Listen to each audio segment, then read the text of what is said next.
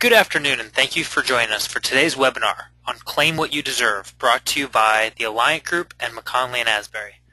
Today's speaker will be Michael Siegel with the Alliant Group. If you have any technical difficulties or feedback during the webinar, please use the built-in chat function in the webinar software to send us a message.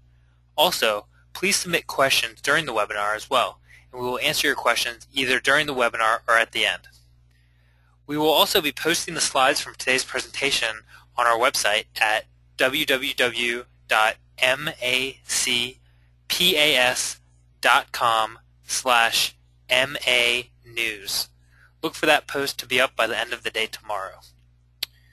You will be receiving CPE credit for attending this one-hour webinar. CPE certifications will be sent out via email within the coming week. So without further ado, here we go with Michael. Reed, thanks so much. Thank you for the introduction. Good afternoon, everybody. My name is Michael Siegel with Alliant Group, and appreciate everyone logging into the webinar today. Before we start, and just as a matter of housekeeping, the webinar today is intended to be an interactive session. So as you have questions, feel free to, to type them into the questions panel in the GoToWebinar control panel on the right side of your screen. The other thing you can do, and probably even better in terms of getting a real-time response, would just be to raise your virtual hand. There's a little hand icon on the right-hand side of the screen, and if you click that, I'll see that pop up. I'll unmute you, and we can make sure that everybody is able to ask the questions that they have, and I'd be happy to answer them at that time. So, again, thanks everybody for joining. The subject of the webinar today is Claim What You Deserve, the R&A Tax Credit. And, just a little bit of background here with respect to our firm and our perspective in this space. So Alliant Group is a national tax advisory firm. We're a unique firm in that we are, we're made up of CPAs, attorneys, and then a whole lot of scientists and industry experts. So we have on our staff at Alliant Group PhD chemists, biologists, we have architects and engineers, we have software engineers on staff, and all told, we're about 250 people that really focus on a very narrow niche of government-sponsored tax credits and incentives. And the research and development credit has really always been our focal point. Furthermore, we are the back office to CPAs on a national scale. We have worked very closely for years with McKonly and Asbury and have helped with many of their clients in helping them obtain some of these credits and incentives. But our mission as a firm is really to bring together these technical resources in tax, accounting, and also in engineering and some of the other hard sciences to properly identify and ultimately support and substantiate these tax credits, and that's what we've done. We're probably best known today for this gentleman that you can see on the screen.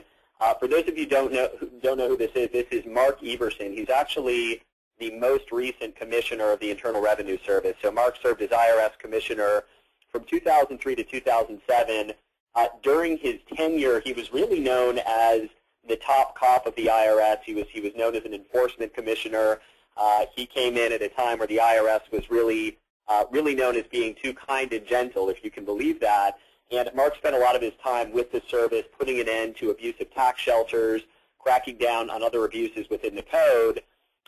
So very, very excited that after Mark left the service and really spent a couple of years doing significant due diligence and deciding what he wanted to do in the next chapter of his life, he joined our firm as vice chairman. And naturally, Mark is somebody who is very passionate about tax credits and incentives that benefit small and mid-sized businesses. He believes that we need to be doing more as a country to encourage the middle market, which represents really 80 or 90% of our GDP, to stay competitive and to stop outsourcing and sending jobs overseas.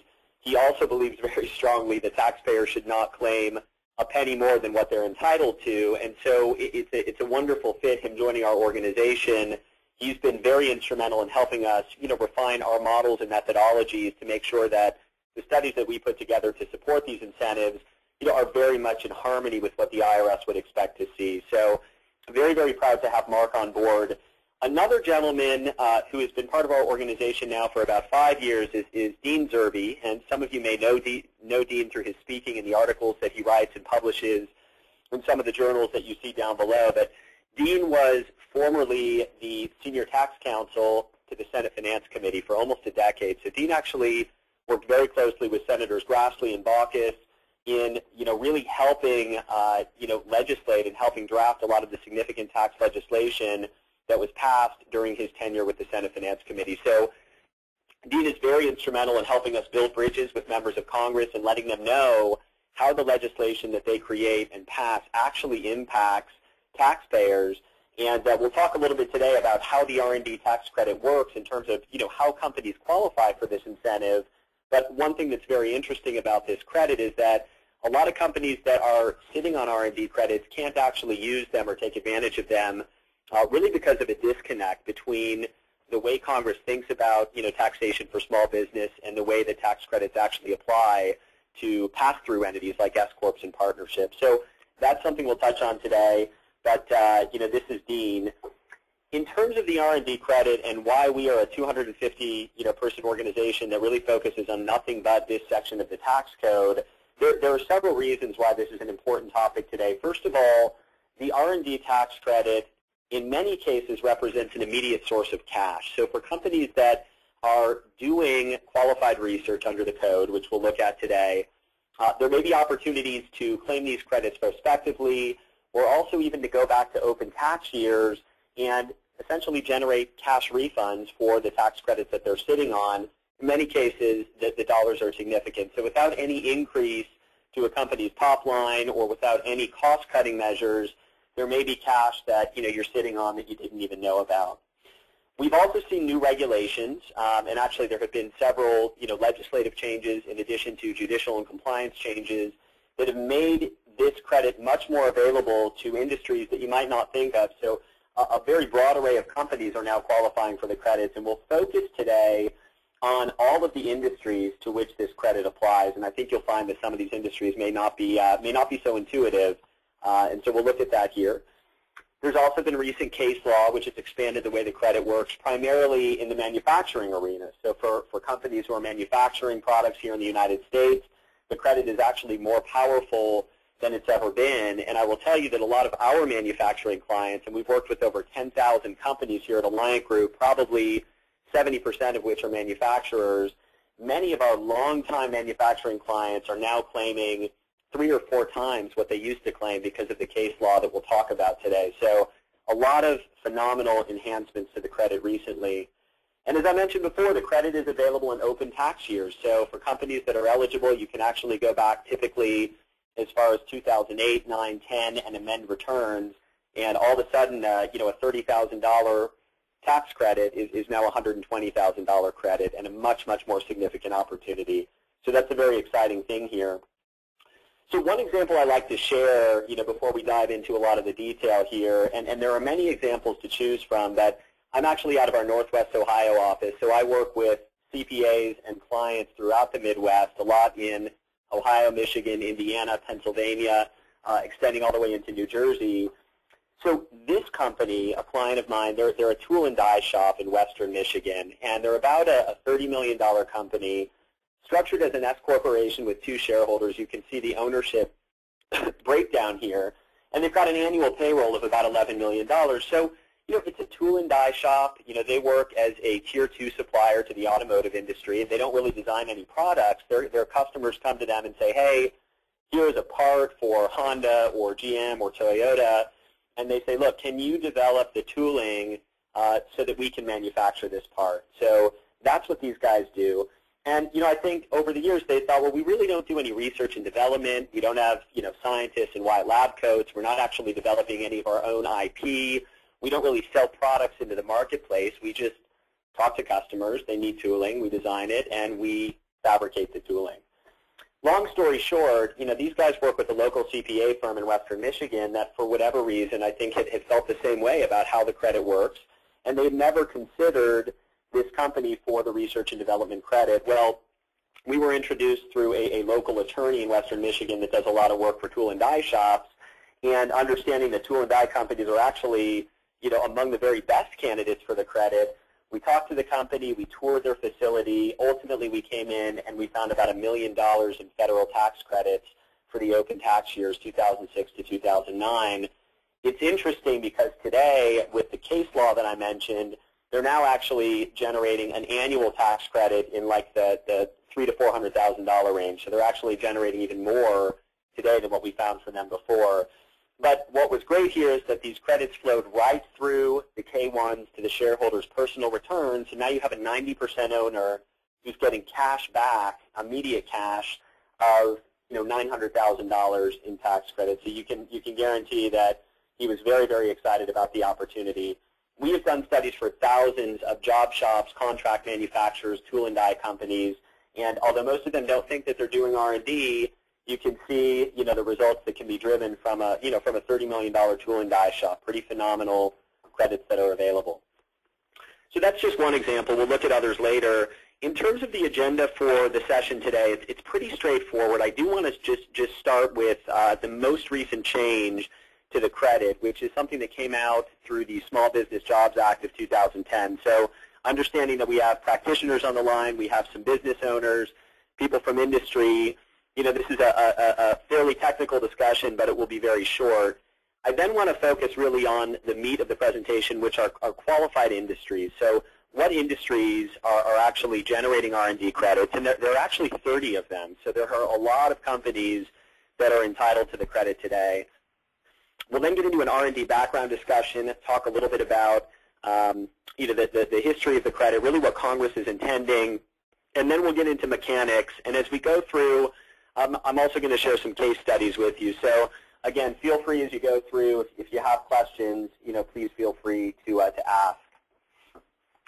Okay, so just to start with the Small Business Jobs Act of 2010. So for those of you who remember when this bill passed in October of 2010, it was a pretty lengthy bill that came out. It's got a lot of provisions. Some are somewhat controversial. But with respect to R&D, what we saw through the Small Business Jobs Act was essentially a turnoff of the AMT limitation on the research and development credit. So for those of you on the line who are practitioners, you're very familiar with the alternative minimum tax.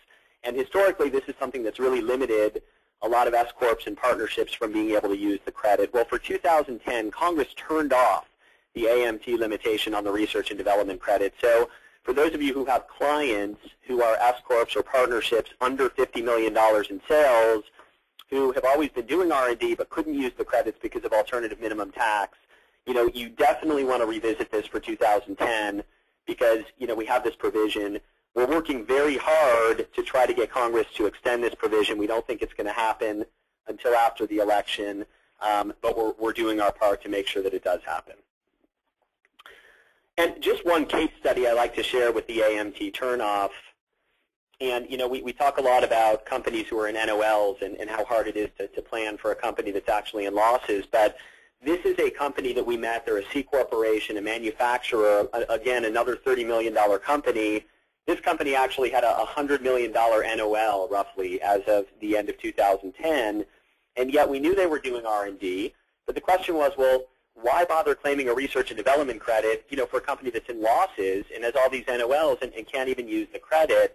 Well, the beautiful thing is that with this AMT turnoff provision that I mentioned before, we actually have a 5-year carryback of the credit as well. And what we saw was for 2010, this company was actually starting to turn the corner. They had $4 million in taxable income, and they couldn't use their NOLs to offset 100% of that income. They can only use about 90% of the NOL for AMT purposes, and they were looking at a $140,000 AMT tax liability as of September 15th of 2011. So we were able to come in. We generated $265,000 of credits, and they were able to get back $140,000 in refunds. Again, a company in NOLs paying alt-min was able to save 100% of the tax that they had to pay for 2010. So this is one creative example of how this provision has applied to a number of companies that are turning the corner and chewing through those NOLs. Very specific fact pattern, but just something I like to share. Another example, a little more common, is this 5-year carryback where you've got an architectural firm. They're an S corporation with 3 shareholders, $20 million in sales. They've been in losses for years, and yet, again, they were doing qualified research in 2010, and we identified about $75,000 in tax credits for them.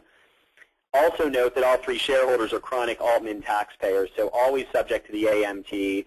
Well, again, with the 5-year carryback, we were able to go all the way back to 2005, where the company was profitable, chew through AMT in that year, and get these guys back $75,000 in refunds. So, again, for those of you who are practitioners, definitely think about clients that are typically subject to Altman or who might be in losses recently, and there may be an opportunity to get some refunds back.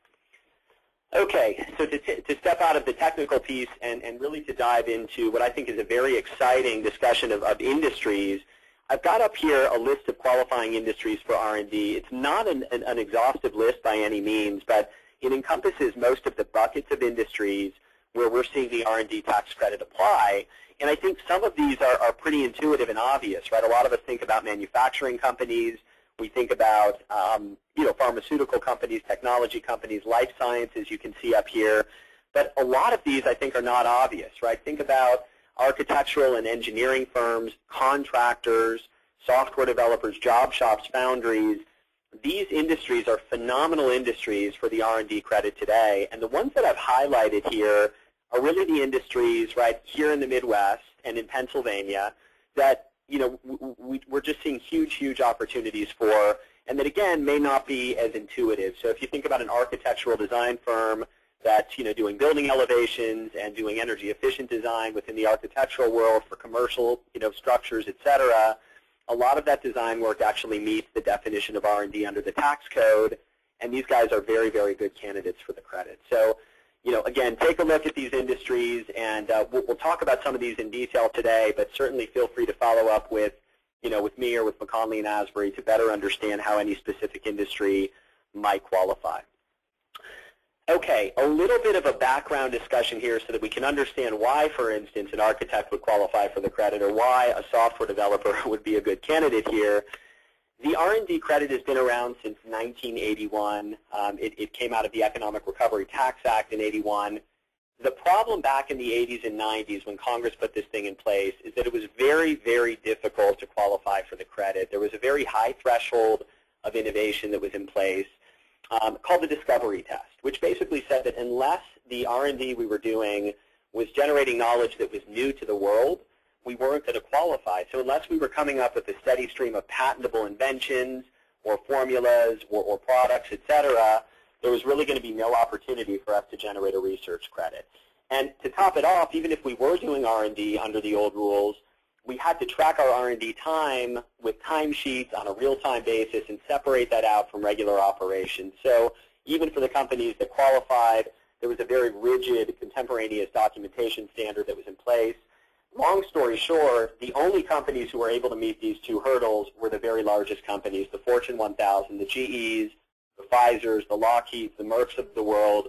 These were the companies claiming the credit under the old rules. And in terms of small and mid-sized businesses back in the 80s and 90s, it just didn't apply. It wasn't on the radar. There was really zero opportunity for the middle market to take advantage of the credit. Well, all of that changed a few years ago. And in December of 2003, Congress finally realized that we needed to be more competitive as a country, that our R&D credit was really, 20th in the world as compared to other countries like Mexico and France and Canada and many other countries that have better R&D credits. And so what they did is they used this R&D credit as a tool to curb outsourcing and really to expand the program to benefit not just the largest companies but also the middle market. They did this through revised regs that changed the definition of R&D. So under the old definition, you had to meet the discovery test. You had to do scientific laboratory-based research.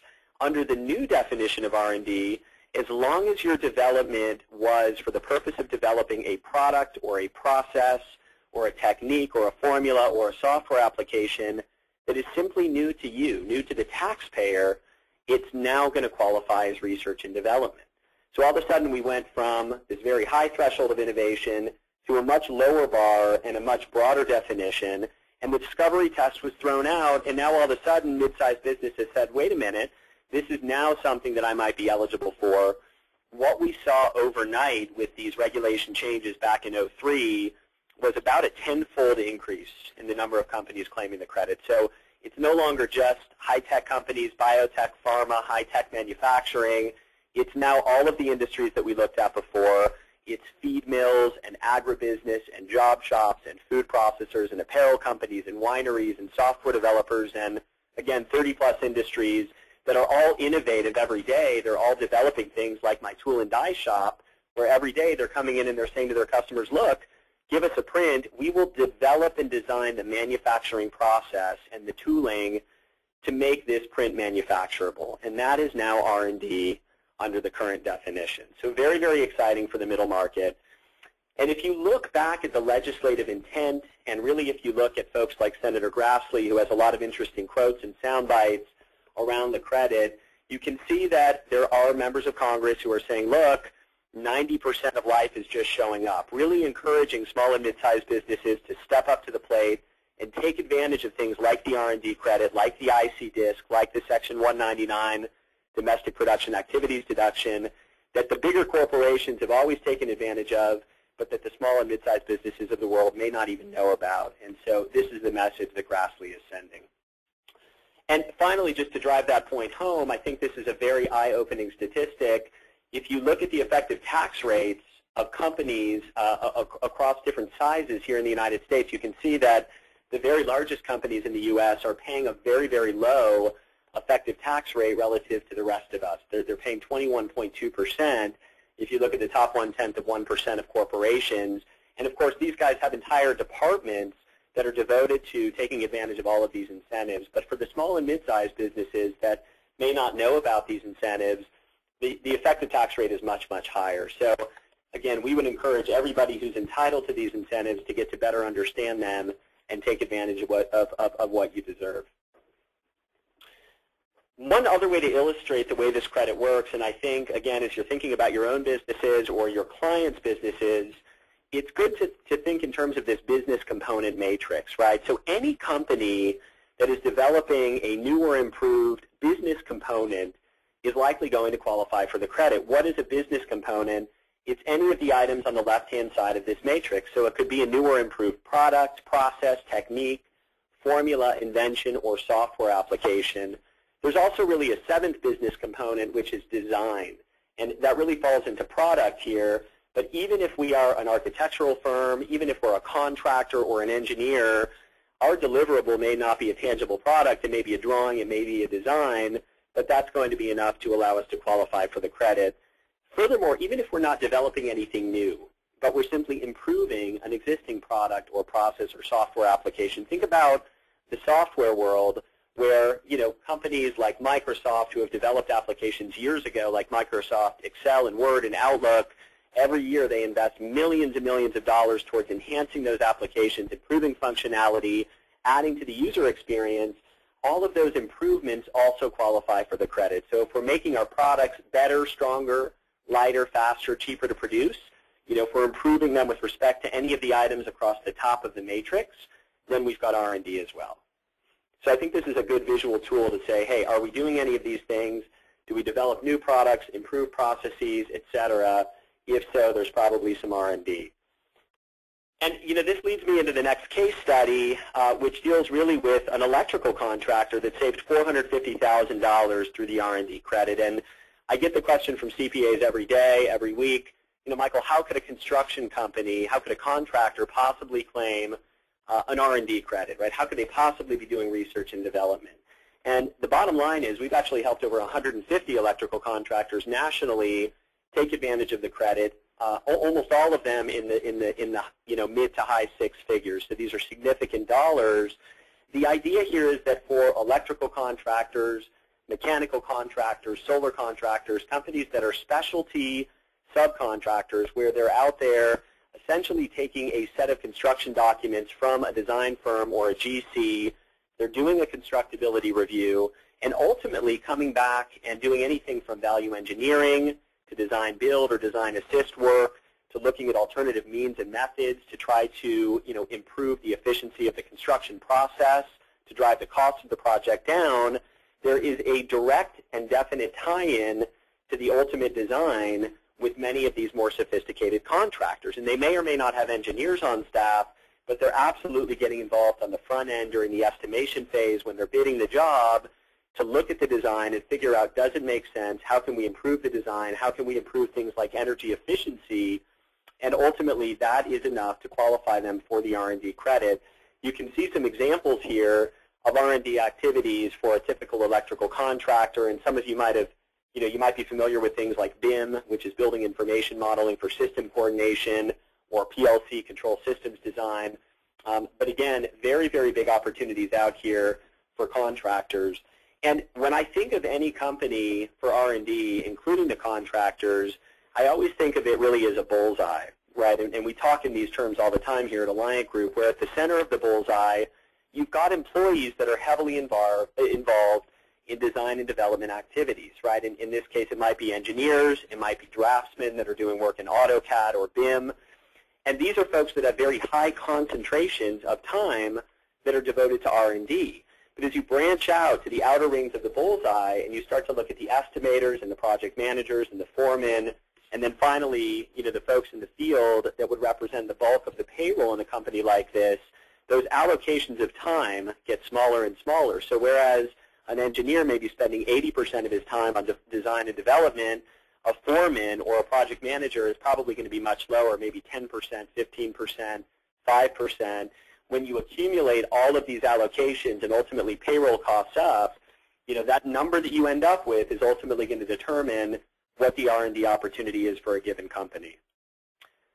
And that's a good segue really into the mechanics of the credit. So what types of costs ultimately are eligible for R&D treatment? Well, it's really three costs that we focus on: wages, supplies, and contract research expenditures. So again, for the employees, right, for the engineers, for the technical folks, the folks that are involved in the design, the product development, QA, et cetera, a portion of their wages each year may be devoted to R&D and may make them eligible for a credit. We also can look at supply costs, and these would be materials that are consumed as part of the design or development process.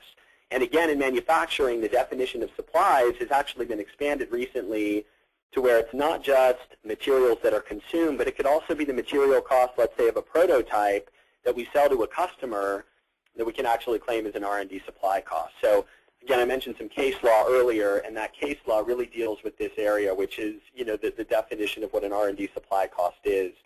And then finally, we can also take a portion of contract research expenditures. So if we, let's say we engage a third-party engineering firm or testing lab to do R&D or testing on our behalf, we can actually take 65% of those qualified costs and treat them as an R&D cost to our company. And again, the exercise is to capture all the wages, the supplies, the contract research expenditures, pool them up, and ultimately figure out what our credit is. So how does it work?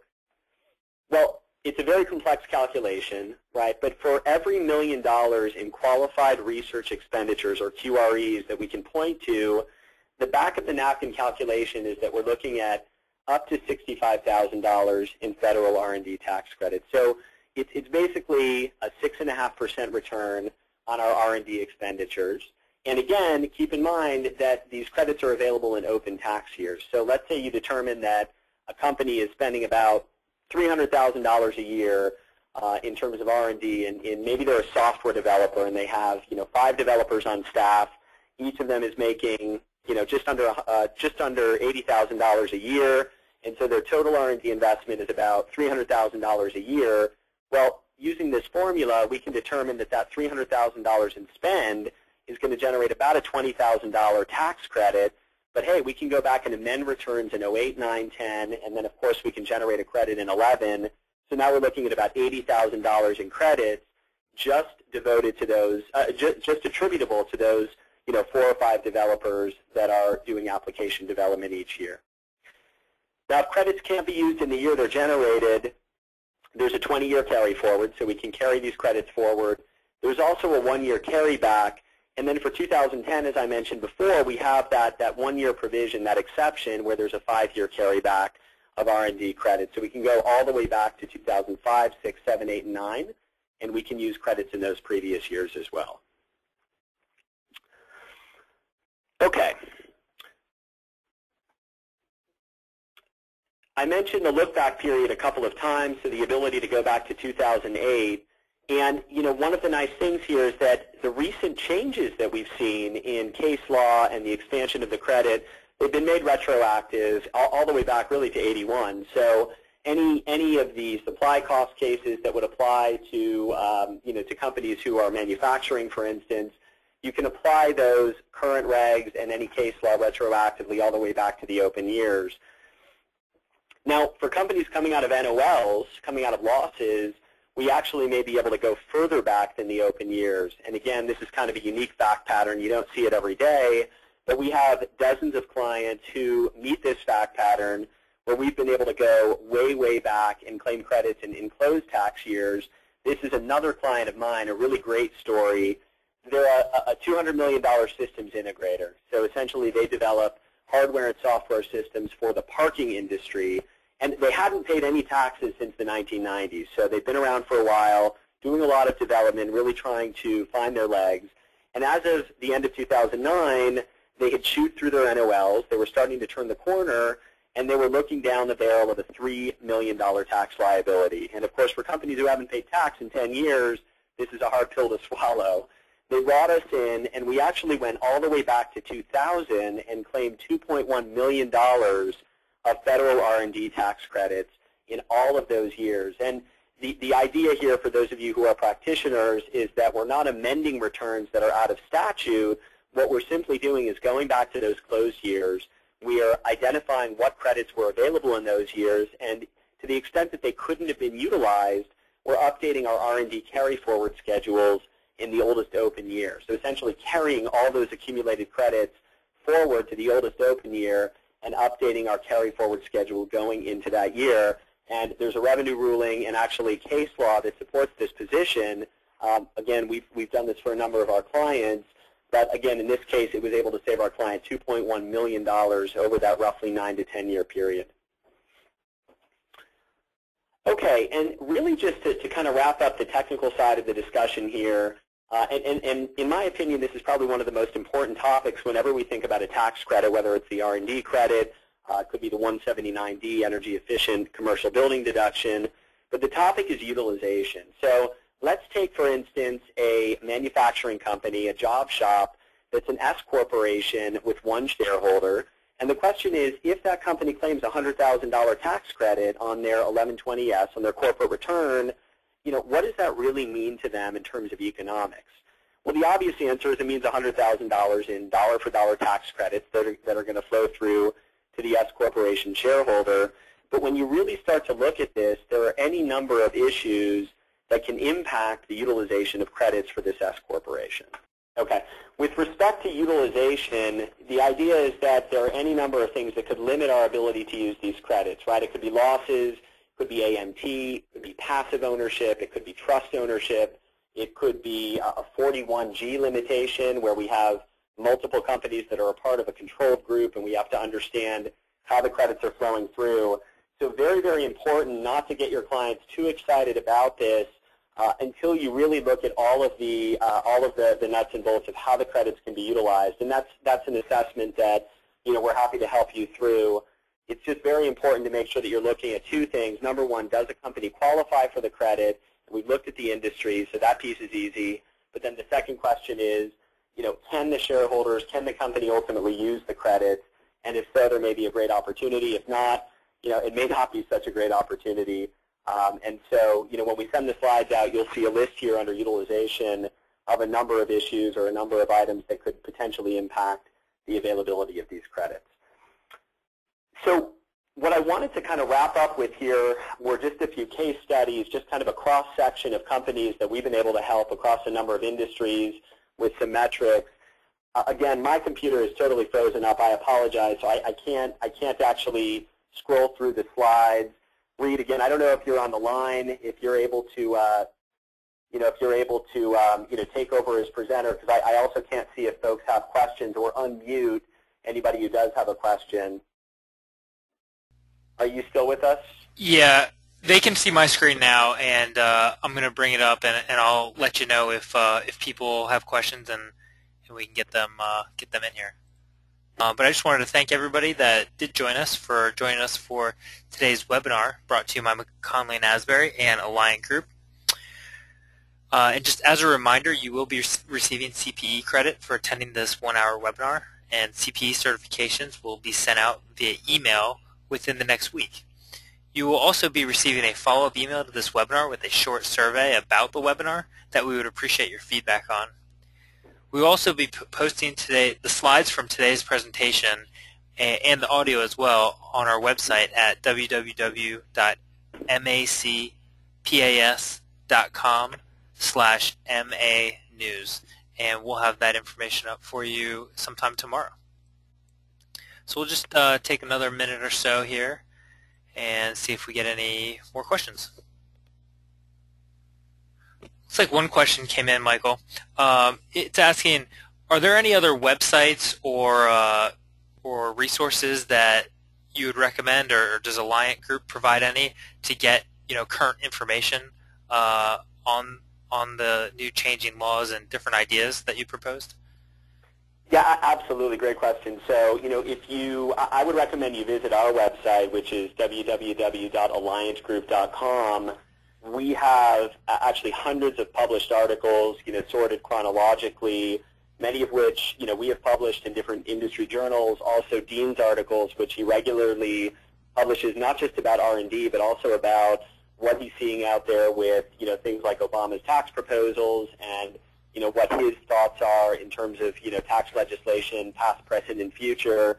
So definitely check out the articles through our website. We also have an industries link on our website, which has industry-specific information for the 30 industries that I mentioned before.